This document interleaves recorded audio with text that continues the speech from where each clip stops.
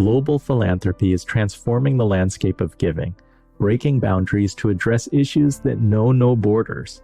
This approach to philanthropy goes beyond just offering financial aid.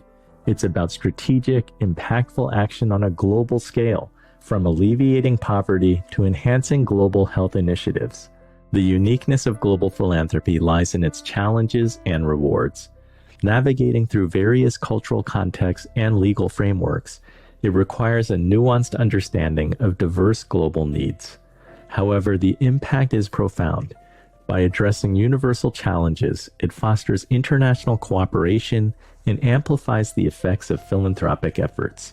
Global philanthropy is not merely about providing immediate relief, but about crafting long-term sustainable solutions. We have seen an increase in collaborative efforts across different sectors, promoting innovative funding models and strategic planning.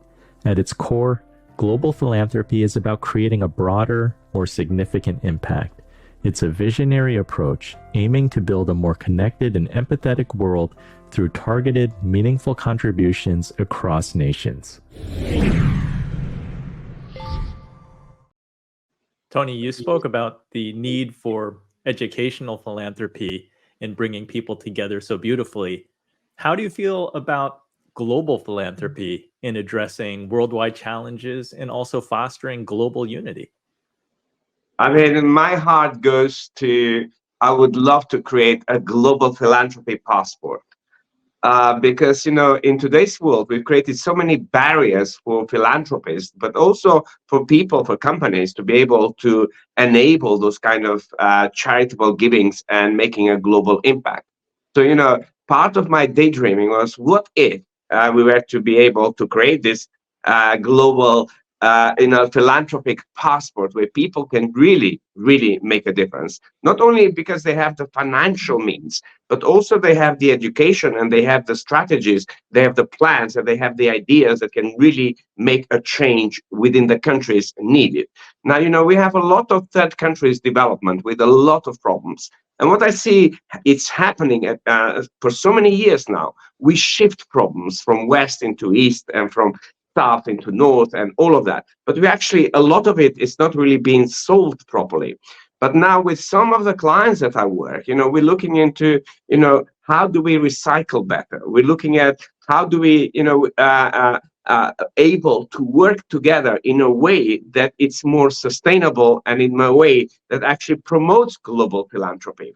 Because, if you look at the kind of programming we have around the world, that's why we have the issues. That's why we have war. And that's why we have scarcity of resources, because they're not really managed properly in a way. Because for me, I believe that the earth has all the resources to be able to maintain us all if they were used effectively. And if this global philanthropy were to be promoted, how do we lift everybody up? And how do we really manage whatever we are given in a most effective way?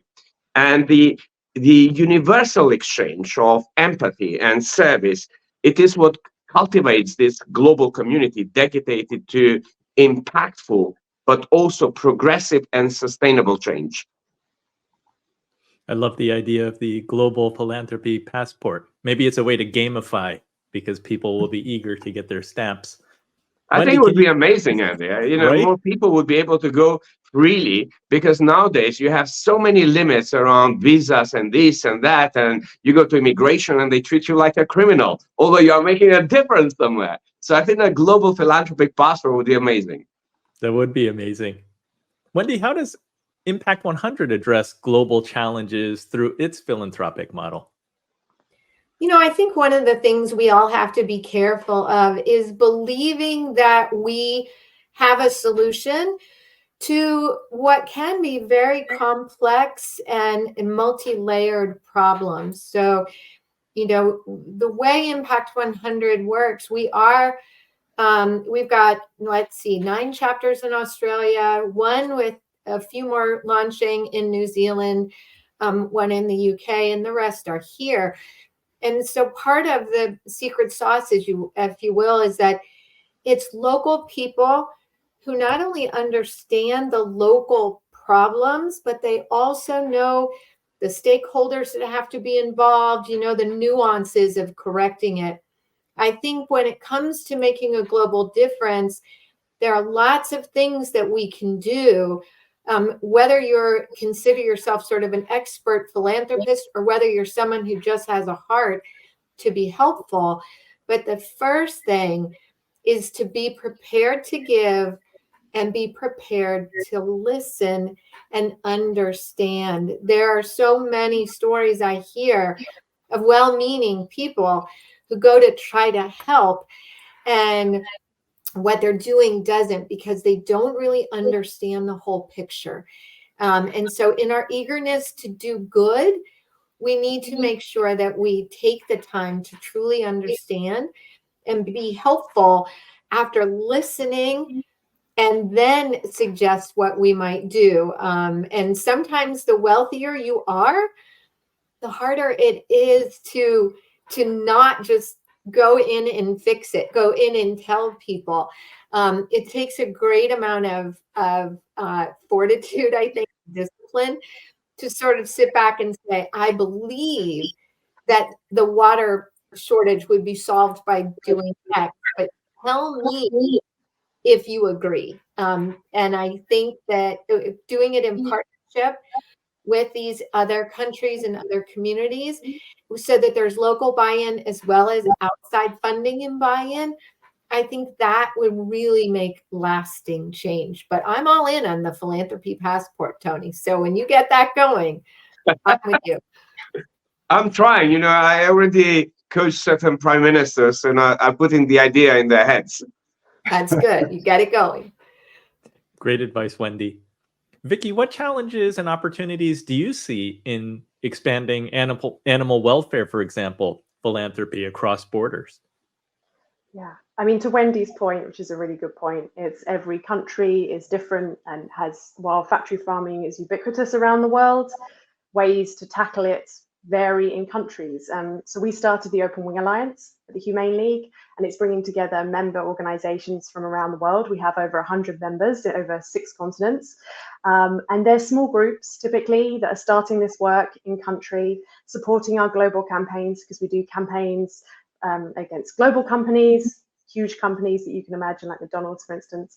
And we also give support. We have a channel where everyone's learning and listening and helping each other.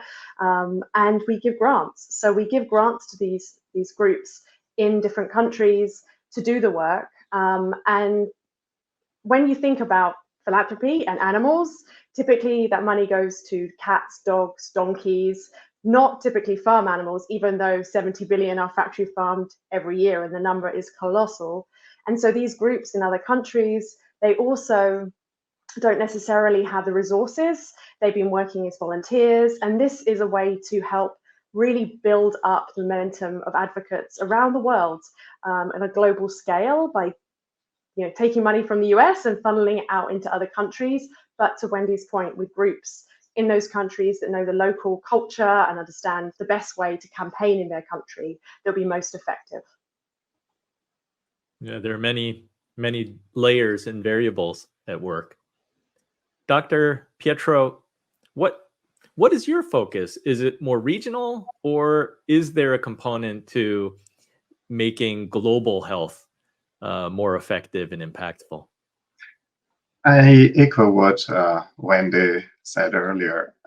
It's important whenever we face challenges in another institution, in another reality, not to assume that we have the solution and that we know better.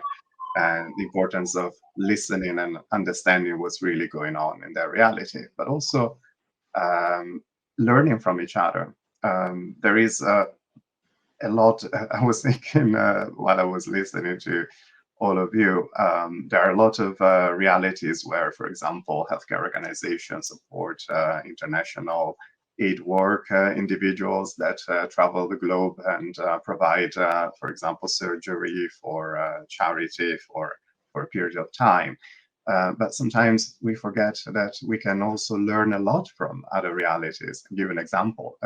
In our hospitals nowadays, we are very challenged by simply the number of patients that present every day to our accident and emergency departments. And we find ourselves having to accommodate people in corridors, which is a very different reality from what we've been used to work as for many years. But that's a very common reality in a lot of other parts of the world, a little bit where I come from, but also in a lot of developing countries. And it would be really interesting to start exchanging ideas and understand a little bit how do you do it? How do you maintain safety? How do you provide care in such challenging circumstances? So when I look at where the work of supporting healthcare organizations can be delivered is literally global. There is boundaries are irrelevant. Well said. Let's bring it home and go to segment 5.